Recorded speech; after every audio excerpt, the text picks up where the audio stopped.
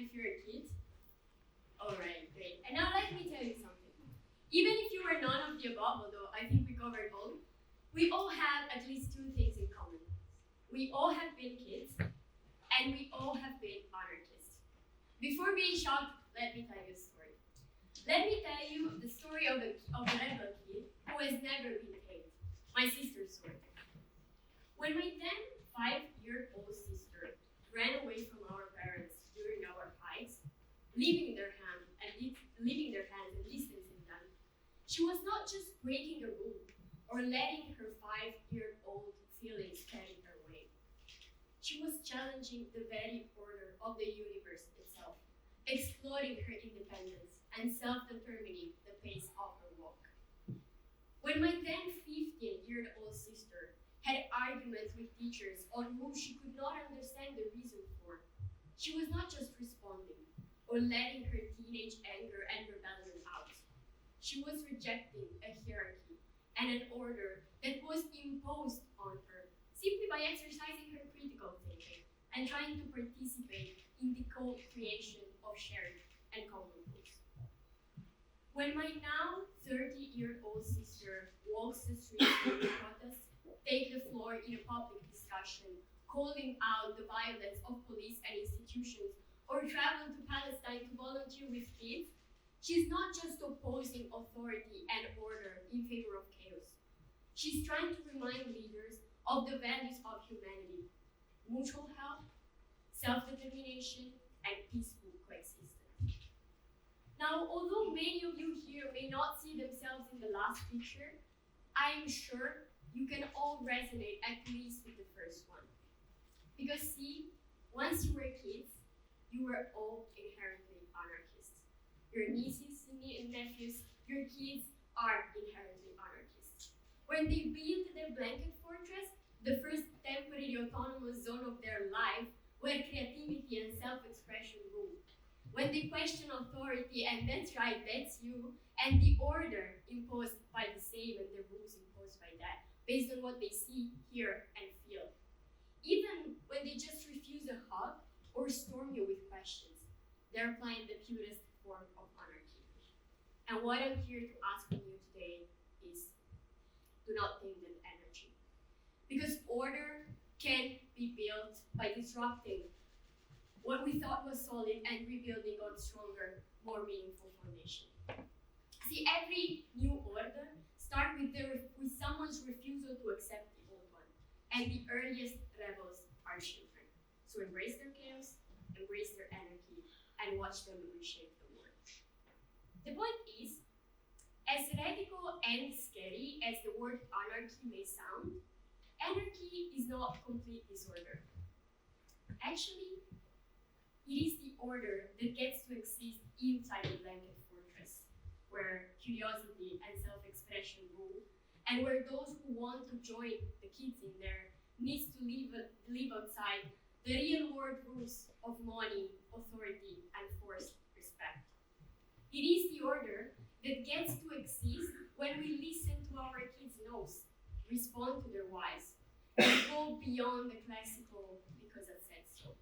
And this is stable, because it is built on trust and not on inherited control. To put it in other words, it doesn't look like a set-on-fire house where everyone just does whatever they want, but quite on the opposite, one where everyone is listened to, decisions are at least understood, at best endorsed, and thus respected, right? I will not do the quote, I will skip it, it's a little bit boring, but I will immediately tell you if you still don't understand what I mean with kids being inherently anarchists and how can these bring back us to order, then let me show you.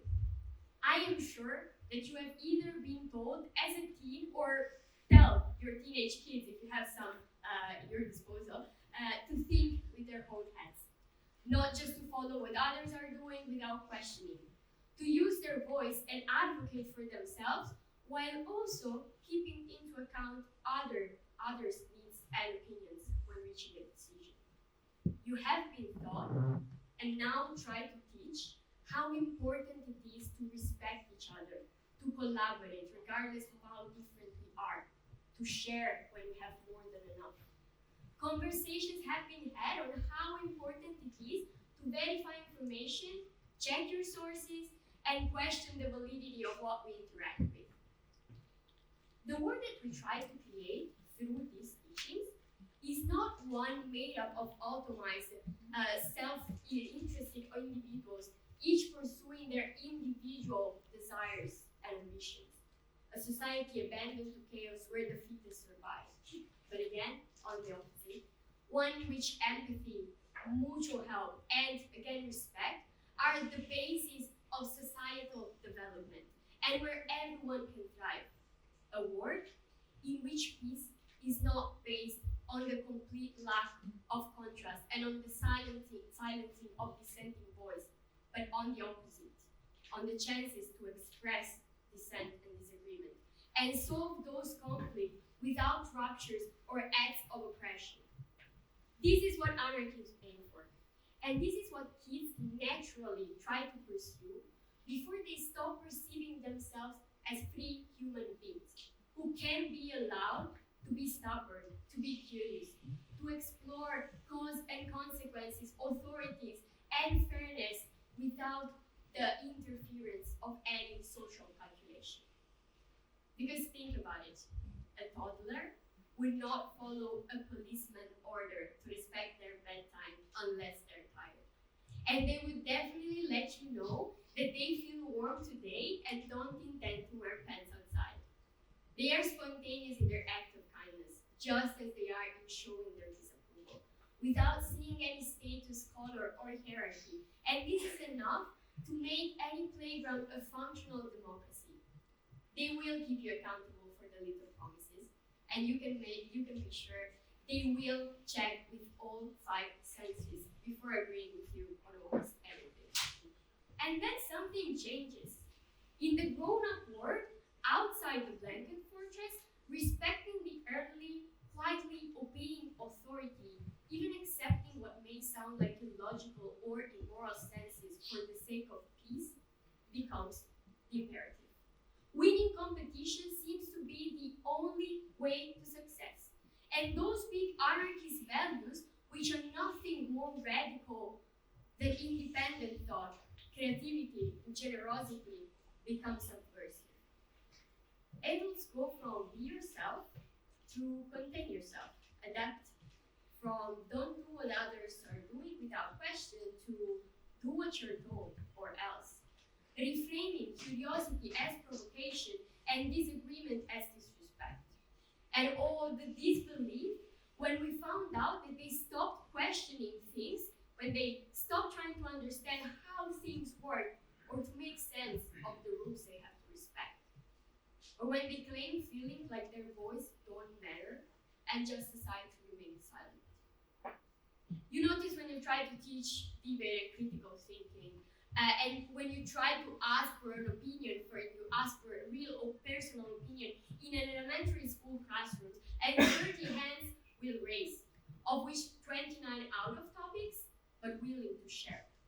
Now do the same in a high school classroom, and listen to the glacial wind blow when fight or flight activates in teenagers' minds.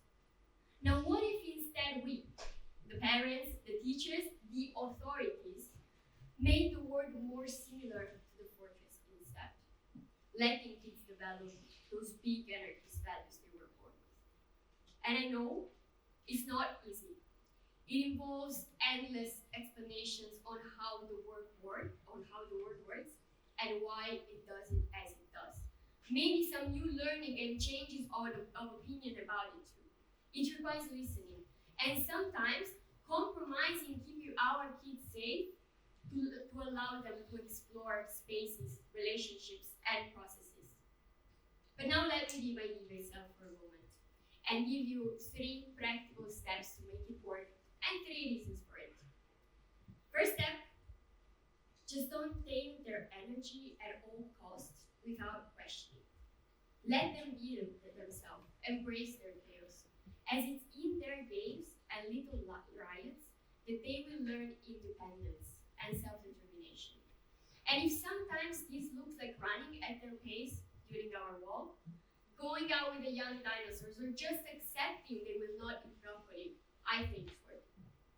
Second, encourage them to question authority, to trust moral and logic, and to look for the truth as these, and not the captivating slogans and the loud voices, will be the foundations they will look for when building their future order. Take the time and patience to be questioned as an authority, and be honest about your answers, not giving up, but building up trust, curiosity, and critical thinking. Even when it's 3 degrees outside and you don't really feel like it's needed to explain why pens should be worn today. And finally, have them participate as peers with their own energy and voice. In making programs, drafting schedules, setting the rules, and deciding how the communities that they can shape are going to look like, their families and their classrooms. Because teamwork and collaboration in decision-making will turn into the basis for creative governance. And we may find out in the process that something worked better that way. Order can be created by disrupting what we thought was solid and rebuilding on stronger, more meaningful foundation. And this is what I ask from you today. Embrace your kids' chaos, embrace their anarchism, and watch them reshape the